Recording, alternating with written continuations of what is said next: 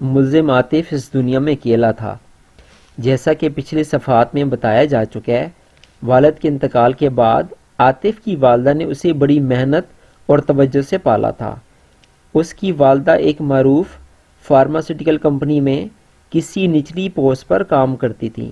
عمر کے آخری حصے میں وہ کسی ذہنی مرض میں مبتلا ہو گئی تھیں اور پھر اسپتال ہی میں ان کا انتقال ہو گیا۔ ہاشم نے اپنے اپارٹمنٹ بلڈنگ کے نزدیک کسی بستی کے بارے میں بتایا تھا۔ وہاں عاطف کا ذاتی ایک چھوٹا سا مکان تھا۔ اس کے والد بس یہی ایک مکان ترکے میں چھوڑ کر گیا تھا۔ پھر جب اس کی والدہ بھی چل بسیں تو وہ اس دنیا میں تنہا رہ گیا۔ والدہ کی محنت سے اس نے انٹرمیڈیٹ تک تعلیم بھی حاصل کر لی تھی۔ جب گھر کا واحد ذریعہ آمدنی بھی زمین اوڑھ کر سو گیا تو عاطف روزگار کے سلسلے میں سرگرم عمل ہو گیا۔ اس کی والدہ بڑی دانشمند خاتون تھیں۔ گاہے باگاہے جو بھی بچت ہو جاتی وہ اس کے سرٹیفکیٹس خرید لیا کرتی تھیں۔ چنانچہ جب وہ اس دنیا سے اٹھی تو کم و بیش 2 لاکھ روپے کے سیونگ سرٹیفکیٹس اس کے گھر میں رکھے تھے، جن کے حوالے سے اس نے اپنی موت کے بعد عاطف ہی کو ان کا مالک نامزد کر رکھا تھا۔ عاطف نے وہ سرٹیفکیٹس اپنے نام پر ٹرانسفر کروا لیے تھے، تاہم انہیں کیش کرانے کی حماقت نہیں کی۔ رقم ہاتھ میں آ جائے تو خرچ کرنے کی ہزاروں جگہ نکل آتی ہیں۔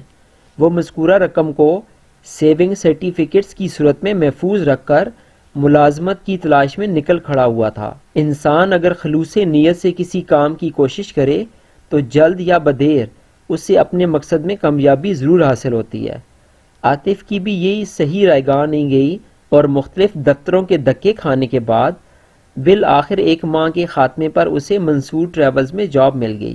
یہ اس کی پہلی نوکری تھی اور اپنی گرفتاری تک وہ بڑی ثابت قدمی سے اسی ملازمت پر جمع ہوا تھا۔ کسی بھی ادارے میں کام کرنے کے لیے باہمی موافقت بہت ضروری ہوتی ہے۔ عاطف اور منصور کے درمیان ابتدا ہی میں میوچل انڈرسٹینڈنگ پیدا ہو گئی تھی۔ عاطف ایک محنتی اور ایماندار شخص تھا اور منصور ایک مہربان اور قدردان انسان، لہٰذا آج تک کسی نے کسی کو چھوڑنے کے بارے میں سوچا بھی نہیں تھا۔ حتیٰ کہ جب عاطف کی شادی کا معاملہ سامنے آیا تو اس مرحلے پر بھی منصور صاحب نے بڑا اہم کردار ادا کیا تھا۔ ہما مقتولہ کا باپ خاور حمید مرحوم عاطف کا گھر دیکھ کر فوراً بدک گیا تھا۔ اس نے 2 ٹوک اور واضح الفاظ میں کہہ دیا تھا، ٹھیک ہے، میں ہما کی ضد کی وجہ سے اس شادی کے لیے تیار ہو گیا ہوں، لیکن میری بچی بیاہ کر اس جھگی میں نہیں آئے گی۔ چند ماہ پہلے تک خاور حمید زندہ تھا لیکن اب پیوند خاک ہو چکا تھا۔ وہ ایک آسودہ حال بزنس مین تھا، لہٰذا عاطف کے گھر کے حوالے سے اس کا اعتراض بڑا جائز نظر آتا تھا۔ ہما نے ایک بنگلے میں آنکھ کھولی تھی اور ساری زندگی بڑے آرام و آسائش میں گزاری تھی۔ ان کی رہائش گرو مندر کے نزدیک ایک پوش علاقے میں تھی۔ خاور حمید کلیئرنگ اینڈ فارورڈنگ کا کام کرتا تھا۔ اس کا آفس ٹاور کے نزدیک آئی چندر روڈ پر واقع تھا۔ خاور حمید اور منصور چونکہ ایک ہی علاقے میں بزنس کرتے تھے اور کبھی کبھار ایک دوسرے سے واسطہ بھی پڑ جاتا تھا، لہٰذا وہ ایک دوسرے کو اچھی طرح جانتے تھے۔ ہما اور عاطف کے سوشل سٹیٹس میں زمین و آسمان کا فرق تھا، لیکن محبت کی کشش انہیں اتنا قریب لے آئی تھی کہ وہ ایک دوسرے کے بغیر زندگی کا تصور بھی نہیں کر سکتے تھے۔ میں اس تفصیل میں نہیں جاؤں گا اور ان کے بیچ محبت کا یہ رشتہ کس طرح استوار ہوا تھا، آپ صرف یہ جان لیں کہ ہما اپنے والدین کی اکلوتی اولاد تھی اور خصوصاً خاور حمید کی بے حد لاڈلی بھی۔ ہما کی تمام تر ضدوں اور من مانیوں کے لیے اس کی ماں رئیسہ بیگم خاور حمید کو ذمہ دار ٹھہراتی تھی۔ اس کے خیال میں خاور حمید کی حد سے بڑے ہوئے لاڈ و پیار اور آزادی نے ہما کو خود سر اور سرکش بنا دیا تھا۔ جب عاطف کے حوالے سے گھر میں ہما کی شادی کی بات چلی تو سب سے زیادہ مخالفت رئیسہ بیگم ہی نے کی تھی۔ میں کسی قیمت پر یہ شادی نہیں ہونے دوں گی، اس نے اپنا فیصلہ سنا دیا تھا۔ خاور حمید کو ہما نے اس شادی کے لیے آمادہ کر لیا تھا۔ وہ اپنی بات کی پدرانہ کمزوریوں سے اچھی طرح واقف تھی، لہٰذا کسی بھی معاملے میں خاور کی رائے کو ہموار کرنے میں اسے دقت پیش نہیں آئی تھی۔ پھر یہ بھی تھا کہ خاور حمید ایک زندہ دل انسان تھا، اپنی اکلوتی بیٹی سے بے پناہ محبت کرنے والا۔ وہ جیو اور جینے دو کا حامی تھا، لہٰذا جب ہما نے بڑے شگاف الفاظ میں اسے اپنی محبت سے نہ صرف یہ کہ آگاہ کیا بلکہ یہاں تک بھی کہہ دیا کہ اگر عاطف اسے نہ ملا تو وہ اپنی جان دے دے گی۔ تو باپ کا دل پگھل گیا، وہ دل جس میں بیٹی کی محبت بدر جہاں موجود تھی، بلکہ وہ ہما کی محبت کی آنچ ہی سے زندہ تھا۔ خاور حمید نے بیوی کا اعلان سماعت کیا تو پوچھا، کیوں بھائی، آپ اس شادی کو رکوانے کا بیڑا کیوں اٹھا رہی ہیں؟ میں ماں ہوں، وہ شوہر کی آنکھوں میں دیکھتے ہوئے بولی، ہما کا اچھا برا جانتی ہوں، کچھ سوچ کر ہی تو میں نے یہ فیصلہ کیا ہے۔ وہی تو پوچھ رہا ہوں، خاور حمید نے کہا، آخر تم نے کیا سوچ رکھا ہے؟ یہ لڑکا مجھے ٹھیک نہیں لگ رہا، وہ گول مول انداز میں بولی۔ اچھا، خاور نے اسے سوالیہ نظر سے گھورا، آخر کیا خرابی ہے لڑکے میں؟ کوئی ایک خرابی ہو تو بتاؤں بھی۔ اس کا انداز اس بار بھی ٹالنے والا تھا۔ اگر ایک سے زائد خرابیاں ہیں اس نوجوان میں تو، خاور نے تفریح لیتے ہوئے انداز میں کہا، تو پھر کوئی سی بھی 10 خرابیاں بیان کر دو۔ تمہیں تو مذاق کی سوج رہی ہے اور میں پریشان ہوں ہما کے لیے۔ ہما کو کیا ہو رہا ہے بھائی؟ اس نے نادانی میں جو فیصلہ کیا ہے اور تم بھی اس معاملے میں اس کی مدد کر رہے ہو۔ یاد رکھو خاور، اس کا انداز تنبیہی ہو گیا، یہ نہ سمجھ بہت نقصان اٹھائے گی اور تم بھی بیٹھ کر رو گے اس کے کیے کو۔ یہ سب تو بعد کی باتیں ہیں رئیسہ، خاور نے گہری سنجیدگی سے کہا، اب جو فیصلہ ہو گیا سو ہو گیا، کچھ بھی ہے، ہما کی خوشی کی خاطر یہ قدم تو اٹھانا ہی پڑے گا۔ میں نے سنا اس لڑکے کا کوئی آگے پیچھے بھی نہیں ہے۔ تم نے ٹھیک ہی سنا ہے پھر، میں رشتہ داروں کو کیا منہ دکھاؤں گی؟ وہ ہاتھ نچا کر بولی، کوئی پوچھے گا کہ لڑکا کون ہے، اس کے ماں باپ کون ہیں، خاندان کون سا ہے، تو میں کیا جواب دوں گی انہیں؟ وہی جواب جو برسوں پہلے تمہارے والدین نے اپنے خاندان والوں کو دیا تھا۔ خاور نے معنی خیز نظر سے رئیسہ کی جانب دیکھا۔ خاور کی بات اس کی سمجھ میں ٹھیک طرح سے نہ بیٹھ سکی تو وہ الجھن زدہ نظر سے اسے دیکھتے ہوئے بولی، تم کہنا کیا چاہ رہے ہو؟ بھائی، برسوں پہلے میں پاکستان کے ایک دور دراز علاقے سے کراچی آیا تھا روزگار کے سلسلے میں۔ خاور پرسوچ انداز میں وضاحت کرتے ہوئے بولا، میرا بھی کوئی قریبی عزیز رشتہ دار نہیں تھا، دور کے رشتہ دار کو بہت دور چھوڑ آیا تھا، گویا اس وقت میرے بھی کوئی آگے پیچھے نہیں تھا، جیسا کہ آج عاطف کے ساتھ ہے۔ ہماری بھی تو شادی ہو گئی تھی نا۔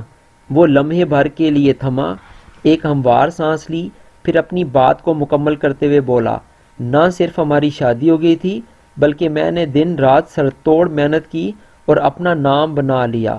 آج میرے پاس سب کچھ ہے، عزت، دولت، شہرت، بزنس۔ جب میری شادی ہوئی تھی اس وقت تو میں عاطف سے بھی گیا گزرا تھا۔ مجھے امید ہے آگے چل کر عاطف بھی بہت ترقی کرے گا۔ تمہاری قسمت سے میں بن گیا تھا اور ہما کی قسمت سے عاطف بھی انشاءاللہ ضرور کچھ بن کر دکھائے گا۔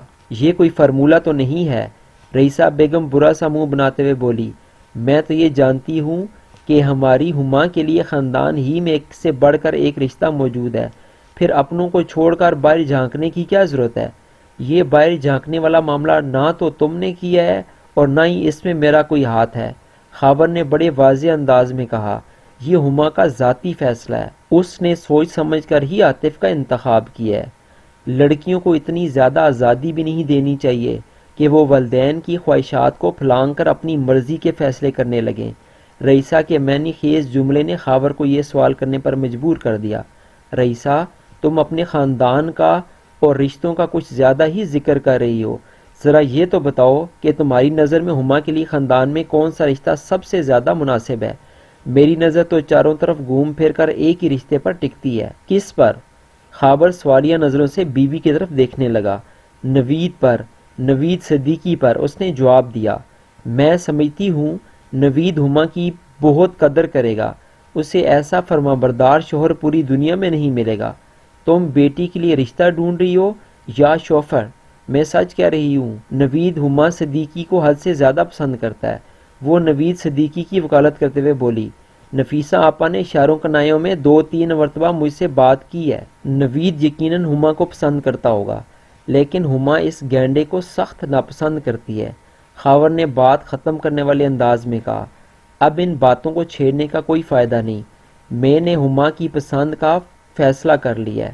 بس جب خاور حمید بس کہہ دیا کرتا تھا تو پھر بحث و تکرار کے سارے دروازے بند ہو جایا کرتے تھے۔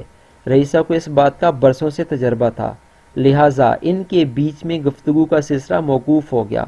رئیسہ بیگم نے جس نوید صدیقی کا ذکر کیا تھا وہ رئیسہ کی بڑی بہن نفیسہ کا بیٹا تھا۔ نوید صدیقی ایک سست الوجود گینڈا نما انسان تھا۔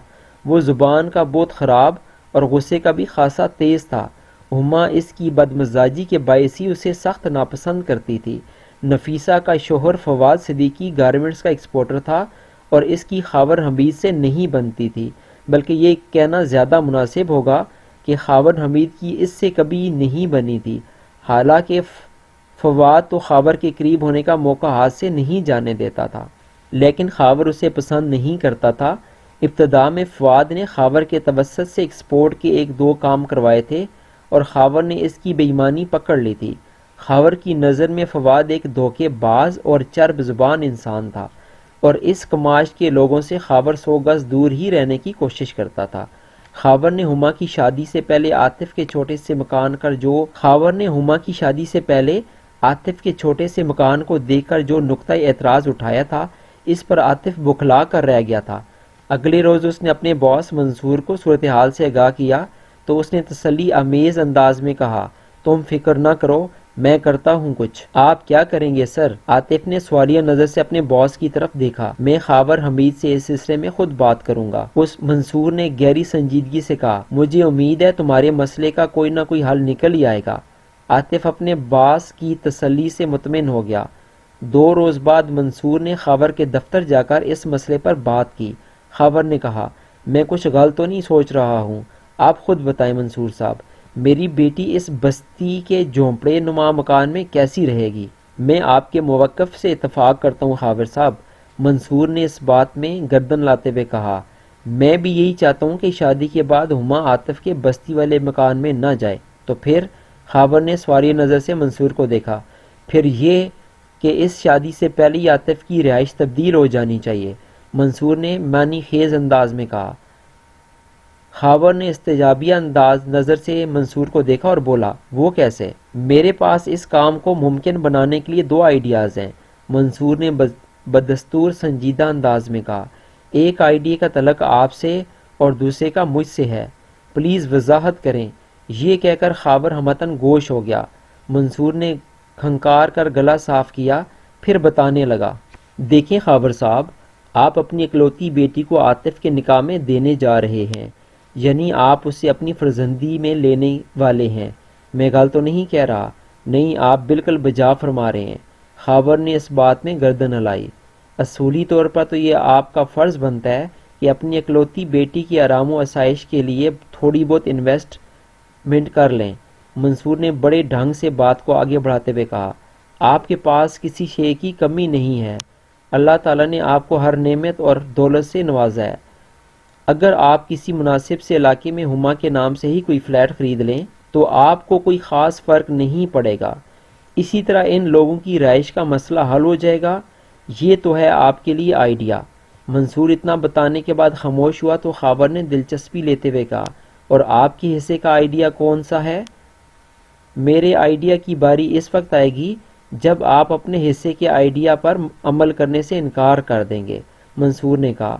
بہرحال میں وہ بھی بتا ہی دیتا ہوں، ارشاد، خاور نے صوفے پر پہلو بدلتے ہوئے کہا۔ اگر آپ کی جانب سے انکار آتا ہے تو پھر میں عاطف کی شادی سے پہلے ہی کسی معقول علاقے میں رہائش کا بندوبست کر دوں گا، منصور ٹھہرے ہوئے لہجے میں وضاحت کرنے لگا۔ سچی بات تو یہ ہے کہ میں اسے کوئی فلیٹ خرید کر نہیں دے سکتا، البتہ کرائے پر ضرور دلوا سکتا ہوں، اور وہ اس طرح کہ وہ سانس ہموار کرنے کے لیے متوقف ہوا، پھر اضافہ کرتے ہوئے بولا، فلیٹ کرائے پر لینے کے لیے ایڈوانس کی جو رقم فلیٹ کے مالک کو دینا ہوگی وہ میں اپنی جیب سے ادا کر دوں گا اور یہ رقم عاطف ہی کی ملکیت ہو جائے گی۔ اب جہاں تک فلیٹ کے ماہانہ کرائے کی ادائیگی کا سوال ہے تو میں اس سلسلے میں عاطف سے 2 ٹوک بات کر لوں گا۔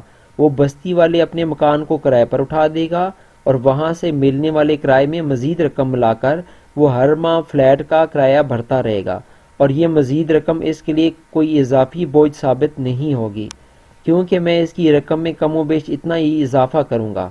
اس نے اس مرتبہ پھر لمحاتی توقف کیا، پھر ان الفاظ میں اپنی بات مکمل کر دی، خاور صاحب، میں جو کر سکتا ہوں وہ آپ کو بتا دیتا ہوں۔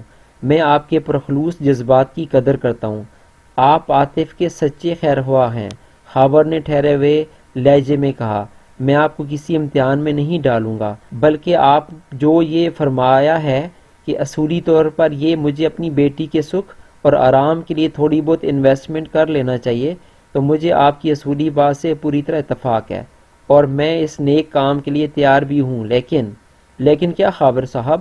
خاور کے نامکمل جملے پر منصور نے الجھن زدہ انداز میں کہا، لیکن یہ کہ خاور نے ڈرامائی انداز اختیار کرتے ہوئے کہا، میں چاہتا ہوں اس کار خیر میں آپ کی طرف سے بھی حصہ شامل ہو جائے۔ آپ حکم کریں۔ منصور نے جلدی سے کہا، میں اپنی بساط کے مطابق ہر خدمت کے لیے تیار ہوں۔ آپ صرف عاطف کی سیلری میں خاطر خواہ اضافہ کر دیں۔ خاور حمید نے بڑی رسان سے کہا، باقی کے تمام معاملات میں دیکھ لوں گا۔ ڈن، منصور نے فیصلہ کن انداز میں اعلان کر دیا۔ وہ دونوں مزید آدھے گھنٹے تک عاطف اور ہما کی شادی کے حوالے سے بات چیت کرتے رہے۔ پھر یہ محفل برخاست ہو گئی۔ یہ ٹھیک ہے کہ عاطف کا اس دنیا میں کوئی بھی نہیں تھا، لیکن اس کا باس اس کے لیے ایک سرپرست کا کردار ادا کر رہا تھا۔ یہ منصور کا بڑا پن اور عاطف کی خوش قسمتی تھی۔ اس اہم میٹنگ کے 2 ماہ کے بعد عاطف اور ہما کی شادی ہو گئی، اور شادی سے 1 ماہ پہلے خاور حمید نے سولجر بازار کے علاقے میں ہما کے نام سے ایک اپارٹمنٹ بلڈنگ میں مناسب سا فلیٹ بھی خرید لیا تھا۔ ہما کو بیاہ کر اسی فلیٹ میں جانا تھا جہاں عاطف کی معیت میں اس کی نئی زندگی کا آغاز ہو جاتا۔ سب کچھ پروگرام کے مطابق عمل میں آ گیا۔ ہما اور عاطف راضی خوشی سولجر بازار کے علاقے میں رہنے لگے۔ ان کے فلیٹ کا ایک ہی رخ نشتر پارک کی جانب تھا۔ یہ فلیٹ ہما کے میکے سے بھی بہت قریب تھا، یوں سمجھیں کہ واکنگ ڈسٹنس پر تھا۔ انسان عقل اور سوجھ بوجھ کو بروکار لا کر اپنی زندگی کی منصوبہ بندی کرتا ہے، لیکن اوپر بھی کوئی مہا منصوبہ ساز بیٹھا ہوا ہے جس کے سامنے بڑے بڑوں کی منصوبہ بندی دھری کی دھری رہ جاتی ہے۔ قدرت نے ان لوگوں کے لیے اپنے طور پر کوئی اور ہی پلاننگ کر رکھی تھی، لہٰذا شادی کے بعد 1 سال کے عرصے کے اندر ہی حالات میں نمایاں تبدیلیاں رونما ہو چکی تھیں۔ خاور حمید کا انتقال ہو گیا۔ رئیسہ بیگم جائیداد کاروبار کی بلا شرکت غیر مالک بن گئیں۔ ان کی ناتجربہ کاری کا تمام فائدہ بہنوئی نے اٹھایا۔ خاور حمید کی زندگی میں تو فواد صدیقی کا کوئی داؤ کاریگر نہیں ہوتا تھا، لہٰذا اس کی موت کے بعد اپنی بیوی نفیسہ بیگم کی مدد سے فواد نے بڑی کارگری سے رئیسہ بیگم کے گھر اور کاروبار میں راستہ بنا لیا۔ عاطف یہ تمام تر سیاسی بازیگری دیکھ اور سمجھ رہا تھا۔ اسے چونکہ اپنی سسرال سے ہمدردی تھی، اس لیے وہ ہما کے توسط سے رئیسہ بیگم کو سمجھانے کی کوشش کرتا رہتا تھا، لیکن جب اس نے دیکھا کہ اس کے مخلصانہ جذبات کی ناقدری ہو رہی ہے تو اس نے خاموشی سے کنارہ کش ہو جانا بہتر سمجھا۔ رئیسہ بیگم چونکہ عاطف سے ہما کی شادی کی مخالفت کر رہی تھیں، اس لیے وہ عاطف کو اپنے سامنے کچھ بھی نہیں سمجھتی تھی۔ اس کی باتوں کو کیا اہمیت دیتی؟ اس اثناء میں رئیسہ بیگم کے گھر اور کاروبار پر فواد صدیقی اپنے پنجے گاڑ چکا تھا۔ حالات اپنے مزاج اور ڈگر پر گامزن تھے کہ ایک روز ہما کو اس کے فلیٹ کے اندر قتل کر دیا گیا اور کاشف کو اس کے قتل کے الزام میں گرفتار کر کے تھانے پہنچا دیا گیا، اور اب اسی عاطف کا کیس میرے ہاتھ میں تھا جو اس کے دوست ہاشم کے ذریعے مجھ تک پہنچا تھا۔ حسب وعدہ اگلے روز ہاشم انور مجھ سے ملنے آفس پہنچ گیا، لیکن اسے اکیلے دیکھ کر مجھے حیرت ہوئی، جبکہ آج تو اسے منصور صاحب کو اپنے ساتھ لے کر آنا تھا۔ میں نے جب اسی حوالے سے سوال کیا تو اس نے بتایا، منصور صاحب کی آج کی مصروفیات پہلے سے طے تھیں، اس لیے وہ نہیں آ سکے، لیکن انہوں نے پیشی پر عدالت پہنچنے کا وعدہ کیا ہے۔ پیشی پر؟ میں نے سوالیہ نظروں سے ہاشم کی طرف دیکھا۔ آپ کا مطلب ہے جب پولیس اس کیس کا چلان عدالت میں پیش کرے گی؟ جی ہاں، میری یہی مراد تھی، ہاشم نے جواب دیا۔ ضمانت وغیرہ کے سلسلے میں منصور صاحب سے بات ہو گئی۔ جی، وہ عاطف کا ضمانتی بننے کے لیے تیار ہیں، اس نے بتایا۔ کہہ رہے تھے وکیل صاحب یعنی آپ ضمانت وغیرہ کے کاغذات تیار کروا لیں، جہاں جہاں ضروری ہوگا وہ آ کر دستخط کر دیں گے۔ بس تو پھر ٹھیک ہے، میں نے مطمئن انداز میں کہا۔ ہاشم، اس کیس کے سلسلے بعض جگہوں پر آپ کی مدد اور تعاون کی بھی ضرورت پیش آئے گی۔ آپ اس کے لیے ذہنی اور جسمانی طور پر تیار ہیں نا؟ آپ مجھے ان دونوں میدانوں میں مستحق پائیں گے۔ وہ فخری لہجے میں بولا، مجھے آپ سے یہی امید تھی۔ میں نے توصیفی نظر سے اس کی طرف دیکھا اور اسے چند ابتدائی نوعیت کی ہدایات دے دیں۔ یہ کام تو چلان پیش ہونے سے پہلے ہی میں کروں گا بیگ صاحب۔ وہ بڑے اعتماد سے بولا، اور کوئی حکم؟ جب ضرورت ہوگی تو حکم نہیں بلکہ آپ کو زحمت دوں گا۔ میں نے زیر لب مسکراتے ہوئے کہا، ذرا کیس کی باقاعدہ سماعت تو شروع ہونے دیں۔ بوقت رخصت اس نے مجھ سے مصافحہ کیا اور سرسری انداز میں پوچھ لیا، بیگ صاحب آپ میری شاپ پر کب تشریف لا رہے ہیں؟ شاپ پر؟ بے ساختہ میرے منہ سے نکلا۔ ہاں۔ اس نے پلکیں چپکائیں اور بولا، آپ کو سن گلاسز دیکھنا تھے نا؟ او واہ ہاں۔ میں نے اس بات میں گردن لاتے ہوئے کہا، بس ذرا فرصت مل جائے پھر انشاءاللہ ضرور چکر ماروں گا۔ ویسے ایک بات ہے ہاشم صاحب، میں نے اپنی بات کے اختتام پر جملہ ادھورا چھوڑا تو وہ جلدی سے بولا، کون سی بات بیگ صاحب؟ یہ بات، میں نے اس آنکھوں میں دیکھتے ہوئے کہا، میں تو آپ شاپ پر جب جاؤں گا تب جاؤں گا ہی، لیکن آپ اٹھتے بیٹھتے مجھے خوب مارکیٹنگ سکھا رہے ہیں۔ اگر کبھی وکالت کا پیشہ چھوڑ کر مجھے دکانداری کرنا پڑی تو سیلز مین شپ میں مار نہیں کھاؤں گا۔ میں نے تو مذاق کے انداز میں بات کی تھی۔ وہ گہری سنجیدگی سے بولا، چلیں کوئی بات نہیں بیگ صاحب، ہم اسے ایڈجسٹ کر لیں گے۔ ایڈجسٹ؟ میں نے سوالیہ نظر سے اس کی طرف دیکھا اور کہا، ہاشم صاحب میں آپ کی بات کا مطلب نہیں سمجھا۔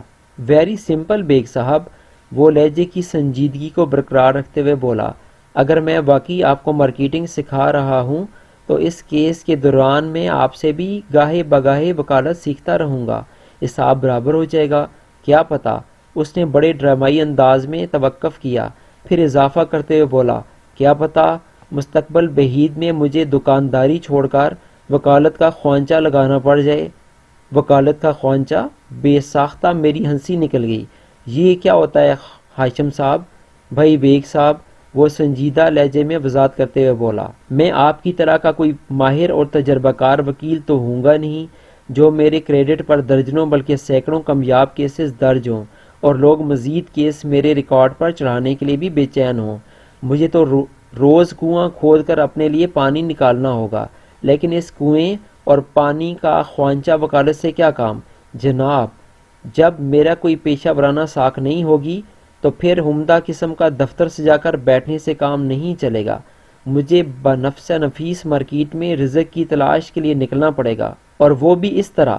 اس نے دونوں بازو پھیلا کر کچھ اس انداز کا اشارہ دیا جیسے اس نے کوئی تھال وغیرہ اٹھا رکھا ہو، پھر اپنی بات کی تکمیل کرتے ہوئے بولا، میں اس طرح اپنی وکالت کا خوانچہ اٹھا کر سٹی کورٹ کے باہر اور کبھی اندر یہ صدائیں لگایا کروں گا، اے بھائی صاحب، اللہ کے نام پر مجھ سے کوئی کیس کروا لو، بڑی دعائیں۔ اے بہن، اگر شوہر سے کوئی تنازع چل رہا ہے تو لعنت بھیجو اس کی منحوس شکل پر۔ میں آخر کس مرض کی دعا ہوں؟ مجھ سے میرے خواجہ بدست وکالت سے رجوع کرو، کورٹ سے ایسی خلا دلاؤں گا کہ عمر بھر دعائیں دو گی، وغیرہ وغیرہ۔ میں اپنی ہنسی پر قابو نہ رکھ سکا اور بے ساختہ کہا، ہاشم صاحب آپ بہت زندہ دل اور دلچسپ انسان ہیں۔ میں نے صاف گوئی کا مظاہرہ کرتے ہوئے کہا، پھر پوچھا، آپ کو کبھی اداکاری وغیرہ کا بھی شوق رہا ہے؟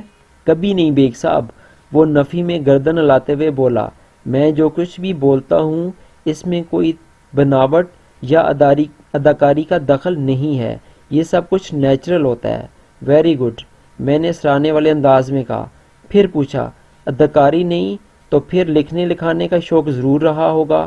پڑھنے کا بہت شوق ہے، اس نے جواب دیا، جو بھی ناول یا کتاب ہاتھ لگے میں راتوں رات چاٹ ڈالتا ہوں۔ آپ کی پڑھنے کی یہ عادت بڑی سود مند ثابت ہو سکتی ہے، میں نے مشورہ دینے والے انداز میں کہا۔